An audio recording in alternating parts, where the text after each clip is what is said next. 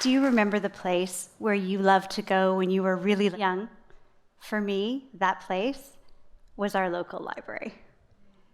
I used to love to open up and smell the books. One day I remember my very pregnant mom lining me and my 3 older sisters up at the counter to return our books. I was on my tippy toes when the librarian got to mine and said, "Your book is 3 weeks late. There's going to be a fine." I grabbed a hold of my mom's legs because I was really scared. But then my mom turned to me and said, "We're here almost every week. It's your responsibility to bring your books back on time." I felt sick. My sisters were rolling their eyes and everyone seemed to be staring at me. I hated this feeling and I never wanted to feel it again. And I decided in that moment that I needed to become responsible. Fast forward 30 years or so, I'm now a senior manager. I'm sitting in a beautiful boardroom overlooking the view of Montreal from the 28th floor when my boss walks in, throws a huge binder on the table and says, "We just signed our first $1 billion deal. It's a huge deal for the firm, and Marisa, you're the leader, which means it's your responsibility to deliver on the business case.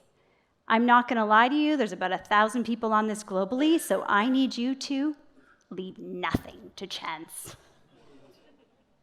More responsibility. But by now, I had a secret formula. Prepare, plan, predict. That's what got results. And I would whisper that to myself every time I was given more responsibility. But it was getting harder and harder. The work was getting more complex, the expectations kept getting higher, and I found myself worrying more and more. At the beginning, I felt like it was my job to worry about the team, about the client, about the budget, about the suppliers. But worrying, it was also exhausting. And not only that, it made me want to control, to avoid anything going wrong.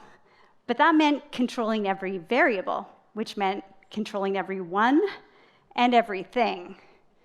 And I hadn't realized how bad this had all gotten until one day I got home from work, the house was dark, the kids were asleep, my husband was in his pajamas. "Do you know it's after 10 o'clock? I was like, "I'm sorry, I've had a horrible day. My team is falling apart. I found out today that Tom's taking an extended honeymoon, Monique's getting a promotion, and Sarah, she told me she's pregnant." And I'll never forget what he said. He said, "On what planet, when people you care about are getting married, promoted, and having babies, on what planet is this bad news?" And I was like, "Well, on my planet, because I'm responsible to deliver." He said, "Look, it's late, we're both tired, we don't want to wake the kids. But I think you need to know something. You're unbelievably stressed these days. You're so stressed, some nights I can't sleep next to you. Your stress oozes out of you, and it wakes me up. Something has to change." And he was right. Something did have to change, because I didn't like myself this way. I knew there was a better way to be, and that's what I want to tell you about today. It started in a conversation, kind of an emergency call with my coach. I said, "Arian, I'm sorry. I can't even wait for our monthly meeting. I'm calling you from my car. I'm so stressed out preparing for this strategic offsite." She's like, "What's wrong?" I said, "Well, the CEO called me. He told me that the team is facing a whole bunch of derailing projects, and he wants me to come in and help them work better together. But that's all I know." I asked him, "Can I talk to people? Can I understand more context? Can I prepare?" And he said, "Can you just come, please?" She said, "Well, it sounds like he just trusts you to work with them." And I was like, "Yeah, but I need to prepare." She said, "Look, you're not going to be able to prepare the way you want to, so what are you going to do instead?" I said, "Well, I've created 108 slides, every best practice imaginable on high-performance teams. But they don't need a lecture. They need to experience working differently together. My only idea is to iterate with them." She's like, "What does iterate mean in this context?" It's like, "Oh, sorry. I'm an engineer and I love math. Iteration is a problem-solving methodology. When you have too many variables, you just keep throwing inputs in until you get closer and closer to the solution. And I've used this idea in dispute resolution with something I call my AAA formula: appreciate, align, augment. Like I say to the people that are having trouble finding a solution, what's something you appreciate about the other person? And that helps them see that they actually like the person, they're not just angry with them. And then align. What is the small piece of agreement you have with that person's idea or opinion? And that helps them realize that agreement is possible. And then augment. Instead of making the other person wrong, what ideas do you want them to incorporate into their thinking? And I've seen two people go from not being able to talk to really building solutions on each other. So my coach says, that sounds great. Why don't you do that with this team? So I arrive at the offsite, excited. But the team was in worse shape than I thought.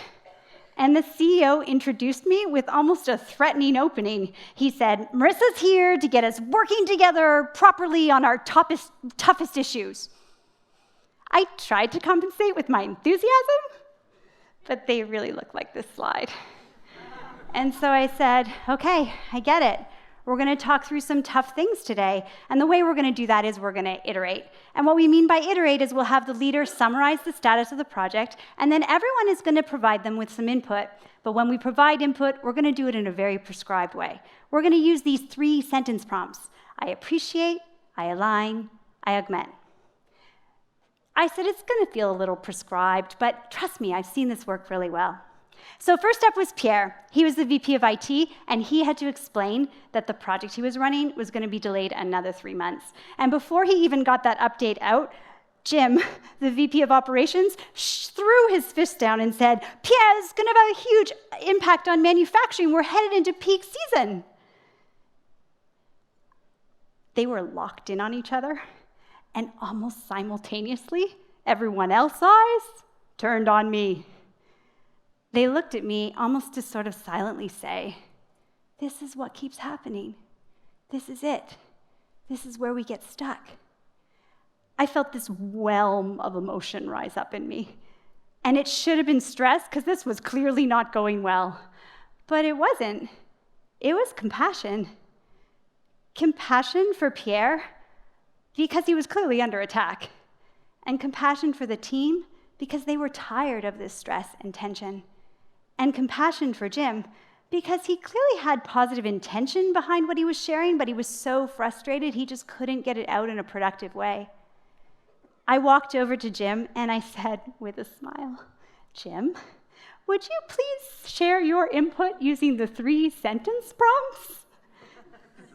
I felt him take a breath and look up at me, and I didn't have any idea whether he's going to tell me to buzz off or play along. But then he turned his gaze toward Pierre and he said, Pierre, I appreciate your leadership on this very difficult file. I align that given where we were at, we had no choice but to delay. And I would add that I need help figuring out what we're going to do about manufacturing in peak season.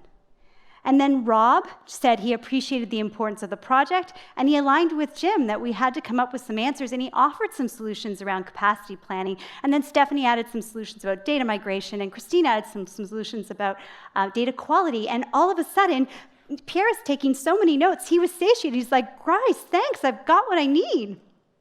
We iterated through many projects that afternoon, and it was a joy to see. I appreciate align augment was like rolling off their tongue, and they described speaking this way as fun, which was amazing because I've never seen a meeting that started in so much tension later be described as fun.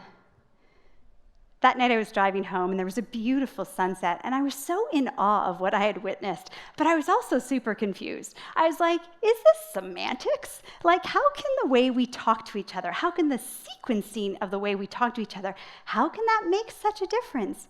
But it had. And then I thought, my stress in preparing, Pierre's stress, Jim's stress, it's not caused by the responsibilities we have, because nothing about that changed. It's caused by the isolation we feel when we think we have to do it all on our own. And this way of speaking to each other, it helps us include others and honestly harness the collective intelligence of our collaborators. Just then my cell phone rang, and it was the CEO. And he's like, hey, I'm thinking about the day and how great it was, and I'm wondering, did you take good notes? And I'm thinking, oh no, I did not take good notes. And he's like, because I'm wondering, what do we do? How do we follow up? How do we keep building on the momentum that was built? And I thought, oh, I have a formula for that. So I came to their staff meeting, and we worked through 3 other A's. We aspire. A big, lofty aspiration for these projects that now represented the collective solutions of the team. And then we will assemble, very tactically, what resources are we allocating to this? And then we will accomplish. I encourage them to define a very near-term milestone, in days, in weeks, no more than a month, one where they could come back together, celebrate, and iterate again together. So my formula iterated too.